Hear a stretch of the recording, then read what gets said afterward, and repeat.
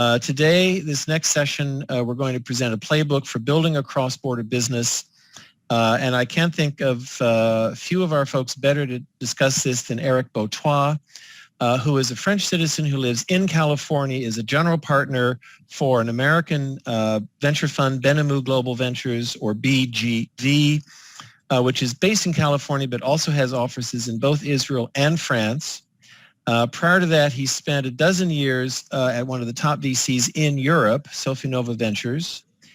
And then prior to all that, he had enough of a career for most people with over 2 decades in the information technology sector at Texas Instruments, Hewlett-Packard, and Ericsson, including negotiating and managing a specifically cross-border business, a joint venture in Sweden between HP and Ericsson. So his skill set is the very essence of the nuance of cross-border business.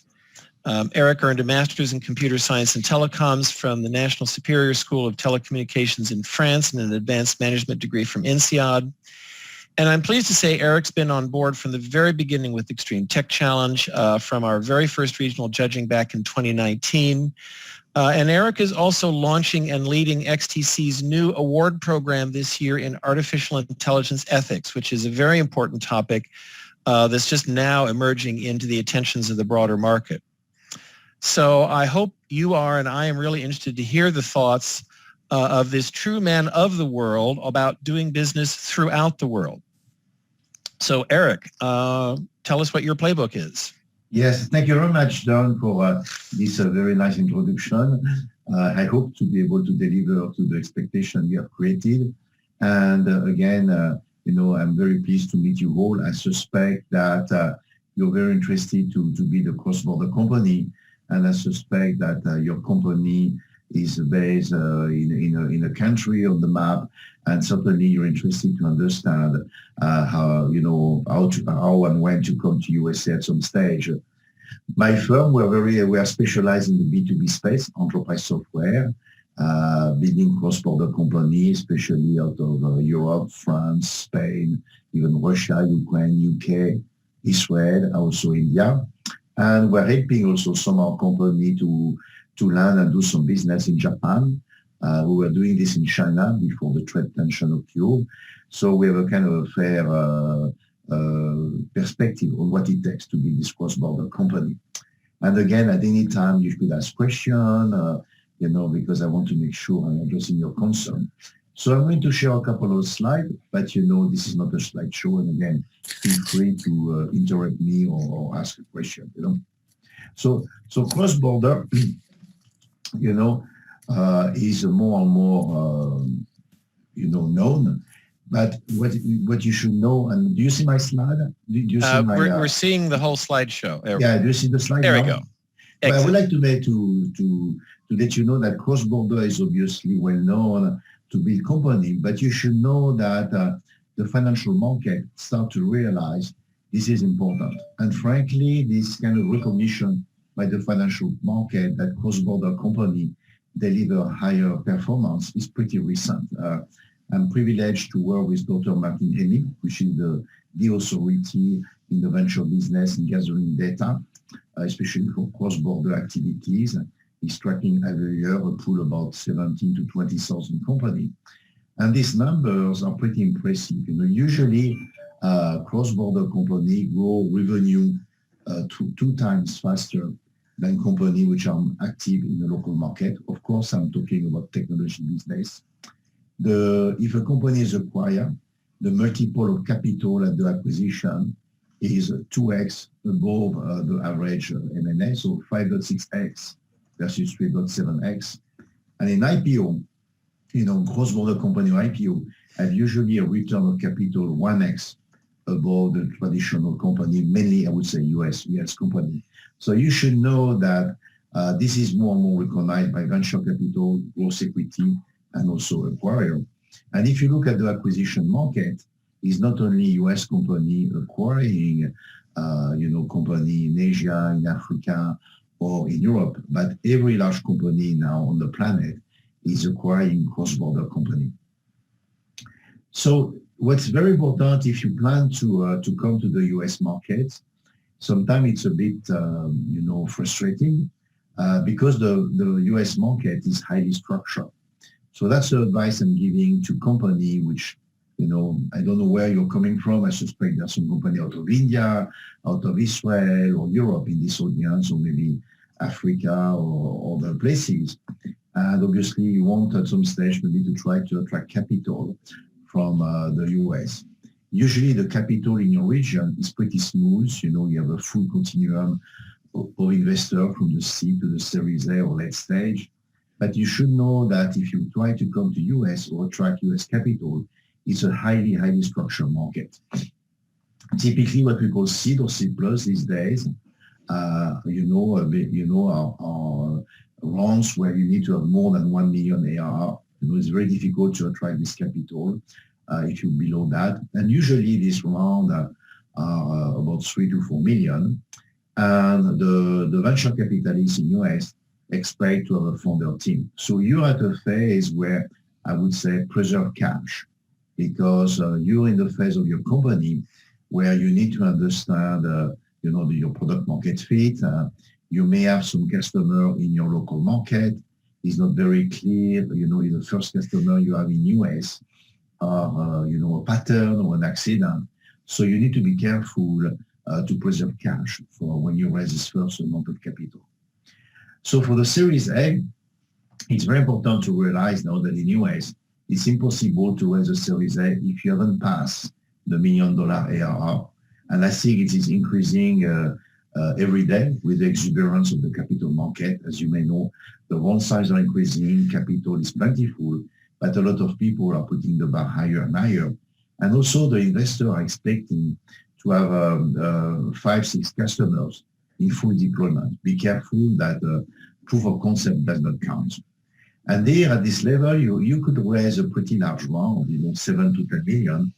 But, the VC are mainly looking for the product market fit.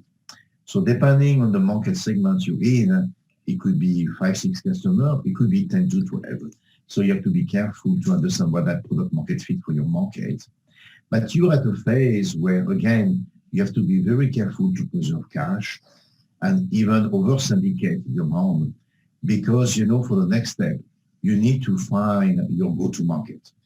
And as you know, the go-to-market takes time. You need to be able to experiment very quickly, especially post-COVID. More and more, the bottom-up selling or the product-led growth type of techniques help you to experiment very fast. But my experience shows that you never do enough experiment. And sometimes it's very easy to put too much cash because you believe you found the formula, but unfortunately the formula is a false positive. Because if you want to raise a Series B, the bar is still pretty high. You need to reach 10 million ARR. So if you're stuck at a 5 or 6 million ARR, it will be pretty complex to attract new capital, and you're going to be dependent on your existing syndicate.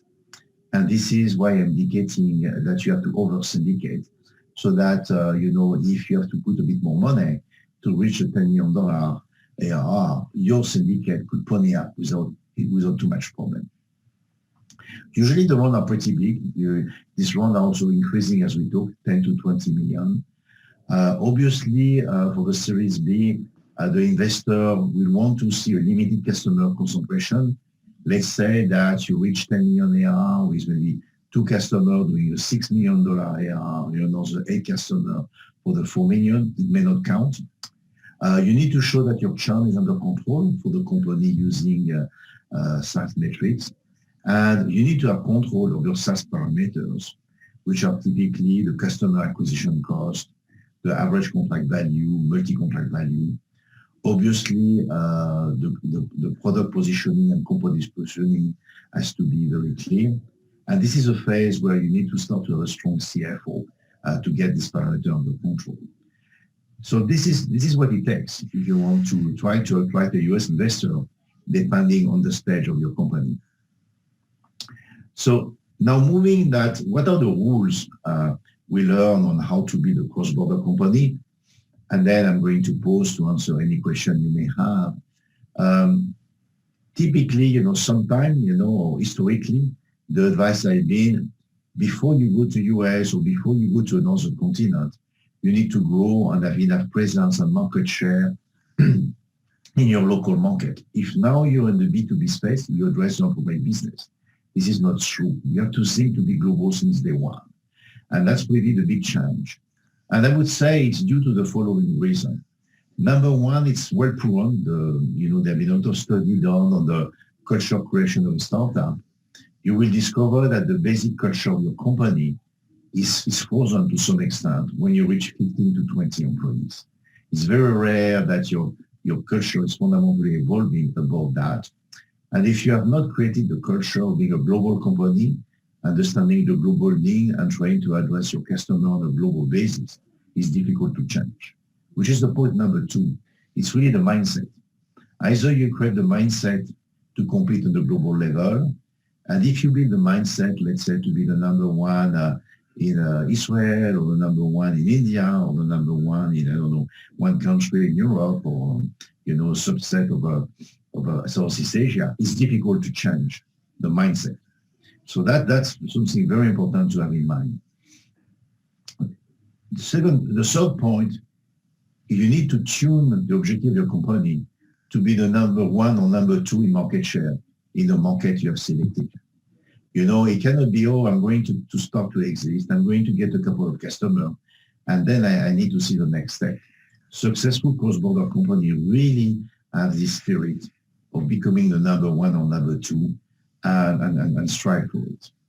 Which means that when you do that, and assuming that the USA is certainly one of the largest in the competitive market, you need to, since day one, to have a very detailed assessment on the competition environment and the funding environment in USA, because you're likely to have your competitors popping up in USA, or you're likely to have your competitors that may have an inferior management team, inferior product, attracting a lot of capital in USA and may beat you to the punch.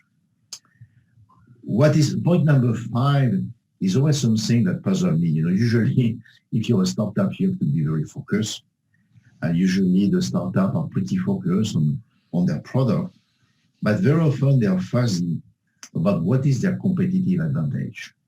The source of competitive advantage over time is not only the technology, or is rarely the technology. The source of your competitive advantage could be, for some reason, you have the best talent, in a given sector. For some reason, you concentrate all the talent. You have a certain number of partnerships, which are creating a high barrier to entry. You have a patent strategy or an IP strategy that make you the obvious choke point in the industry. And obviously, you have a sales model, business model, or go-to-market, which is very unique. So my advice here, think about your competitive advantage. I think especially in the case of Tech for Good, innovation is definitively there, and that's obviously good. There's a lack of innovation in Tech for Good. But when you plan to scale your company, you're going to play with the rules that other technology or biotech company have had to address, which is the source of competitive advantage. Don't neglect it because you play in the Tech for Good. Also, if you have to work distributed, which was at least not the norm, I would say pre-COVID, is becoming the norm now, post-COVID, because of the work from home or the partial work in the office. You really need to think through of your management operating system. How are you going to operate the company? What are the core principles you want to have? The management operating system is linked to the culture, but it's different than the culture. The culture is a set of values that you order there. It rewards or stimulates some type of behavior, a certain type of reaction on how you serve the customer or you deal with performance. Management operation system is really the mechanic you put in place to align the organization and take decisions.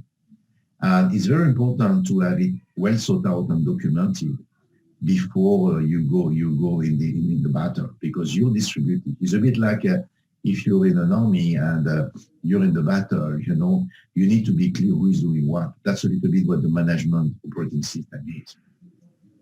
And very often when you enter in USA, especially now, we're all entering post-COVID world, a situation where talent is going to be rare and expensive. I don't think it's going to be the case only in USA. But in every region, when you want to expand, top talent is expensive. And it's very tempting to be cheap.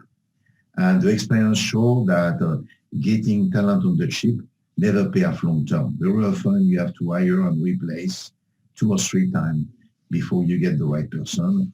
And go directly, go for the top talent, and you will see you'll save a lot of money. So this is a couple of points I wanted to share as an introduction. And here I would be very happy to take any question or any comments you may have.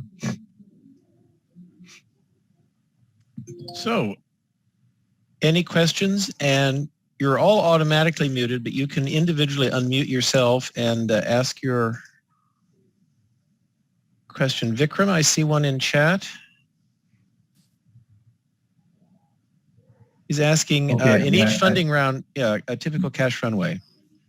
Yeah, so for each one, I think you really need to be worried 9 months before the end of cash.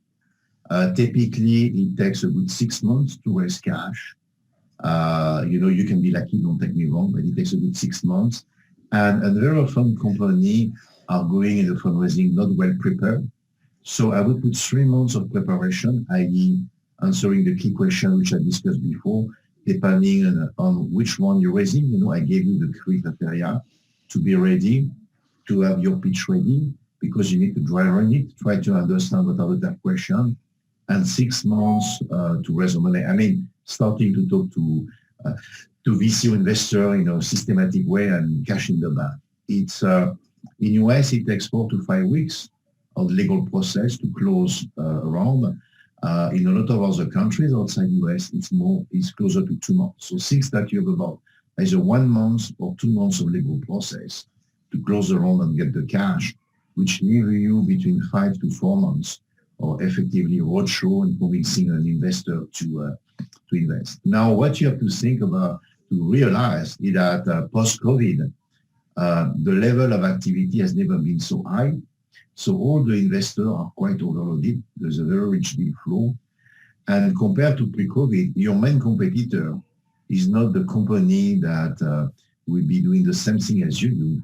It's just the fact that we have so many different business plans that it takes time for the partnership to decide which way they want to go, which sector or which market they want to go. So think that the delay has even increased post-COVID. Because of the very rich deal flow we are in. In your space, you're all in tech for good. So a certain number of investors are not ready to invest in this space. So be very careful. You don't waste time, because some people would love to be educated. At the same time, some people are very aggressively investing in this space. So because you're investing in this ESG tech for good, you have another built-in delay of trying to find the right investor and educating, because sometimes the metrics of investment in this emerging space are not very clear for every investor. Okay, Mike, I see your question, but first, I believe Andreas Schmidt, you have a question? Yes, thanks a lot. Yeah, so I'm Andrea, CEO of Buatois, which is a Singapore-based company working on single-cell precision medicine with artificial intelligence. Mm-hmm. So it's the second company now that has started out of Singapore. And of course, we always say very boldly when raising money in the US that it's actually an advantage. We know how to run clinical programs in Asia. We also know how to do it in Europe, out of Germany often. And that is part of our competitive advantage over US companies that would have a hard time. How, as a VC, would you see an argument like that? I think so. At least myself, I've been an investor in biotech for 20 years, being at Sofinova. So the good news in your space, if you're in healthcare IT, or I don't know if you're in healthcare IT or biotech exactly, but frankly, the HubSpot of competence are well known. There are, if you do healthcare IT, some famous hospitals are well known outside US. So the investor who knows those space understand exactly where the area of competence on a worldwide basis. So if you get a customer which is one of these worldwide competence center, I think you're in good shape. I don't think you will have too many problems. So now the issue you have for biotech is pretty clear. Now when it comes to healthcare IT, it's kind of a double-edged sword, because the investor who come from the medical sector know very well what's happening. Sometimes you have investors coming from the technology space, and the investor in healthcare IT who come from the technology are not always very familiar with this. For example, Switzerland is well known for certain type of hospital, Japan is known for other things and so forth. And then you have to plan some high level of education, So that's the first aspect. I think the growth in the home market, I would say these days, I suspect that you serve you're in the B2B space. I don't think it's an issue anymore. The only problem you have to be very careful is to make sure that, the VC you're talking to are international people. Some VC are pretty clear. They just invest in their home market.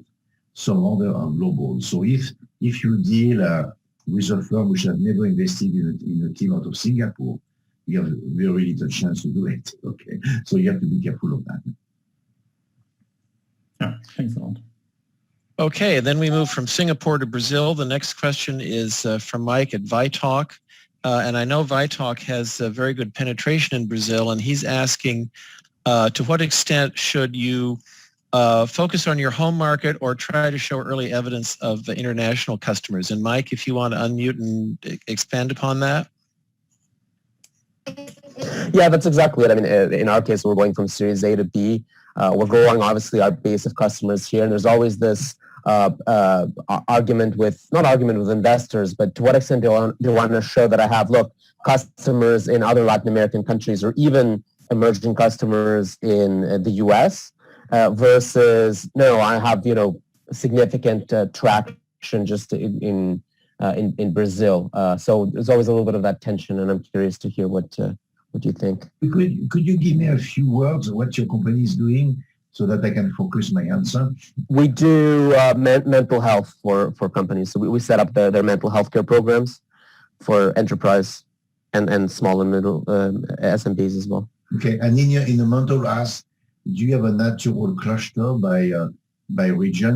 Would the mental health type of syndrome you find in Brazil be different than the one you find in Europe, in US, or are they more or less the same?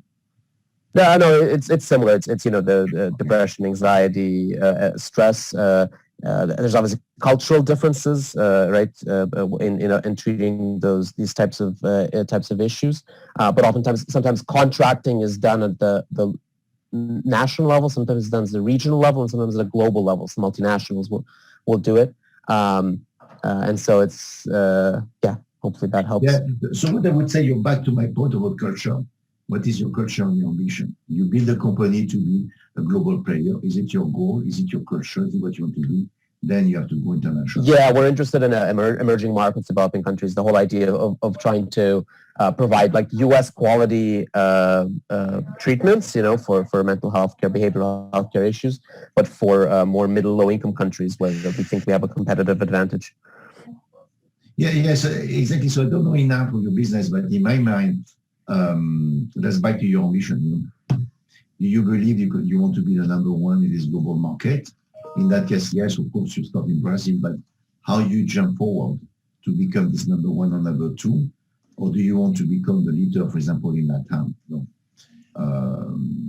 I would say here that when you've decided that, you have the answer. But it's a fundamental decision on the type of company you want to build, in my mind.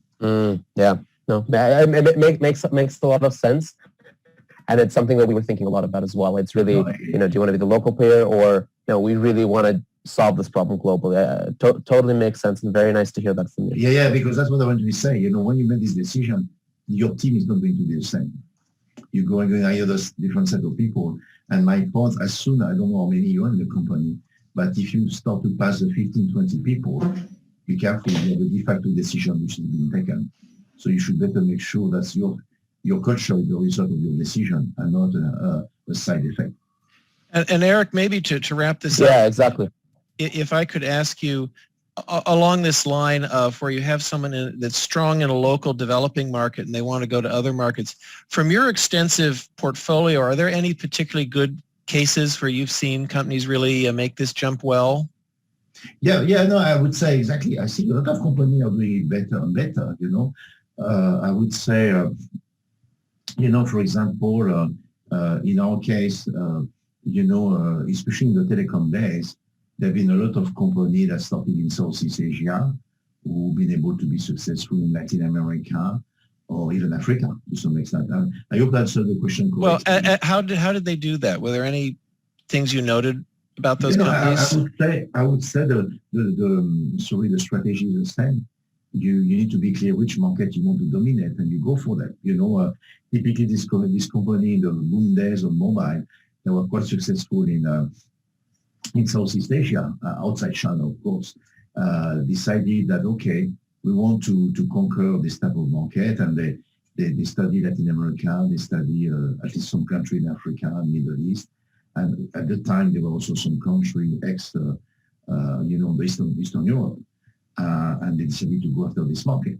And of course, when they did it, it means that the reference customer they wanted to win, they were not the traditional suspect in Southeast Asia, but their list include the top players in Southeast Asia, the top player in LATAM, and the top player in Eastern Europe. And again, I had to make it simple.